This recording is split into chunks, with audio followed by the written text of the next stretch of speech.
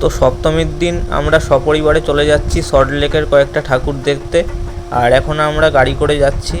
আর তারপরে আমরা কিন্তু পৌঁছে গেলাম সল্টলেকের এই ব্লকে। এখানে থিমটা ছিল তাঁতের শাড়ি নিয়ে।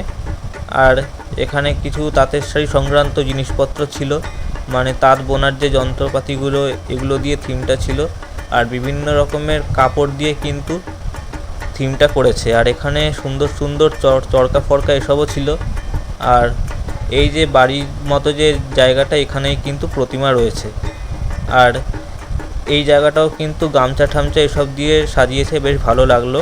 আর তারপরে দেখো এই জায়গাটায় ছিল তাঁতের যে মেশিনটা, মানে যেটা দিয়ে তাঁত বোনে সেই মেশিনটা। আর তারপরে এখানে প্রতিমা দেখলাম, প্রতিমাটি অনবদ্য সুন্দর।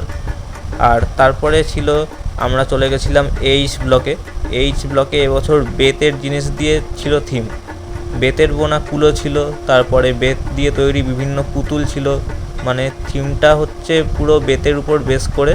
আর এখানে প্রতিমা কিন্তু পুরো সাবেকি, এখানে কিন্তু কোনো থিমের প্রতিমা পুজো হয়নি। আর তারপরে আমরা গেছিলাম সল্টলেকের বিজে ব্লক। তো বিজে ব্লকে এখানে থিমটা আমি বুঝতে পারিনি, হয়তো কোনো আন্দোলন নিয়েছিল থিমটা। আর এখানে সনাতন রুদ্রপালের প্রতিমা বেশ সুন্দর লাগলো, ইউনিক স্টাইলের প্রতিমা ছিল। তারপর ফানটা খেয়ে আমরা চলে গেছিলাম সল্টলেকের এজে ব্লকের থিমটা এবছর রাজবাড়ি করেছে।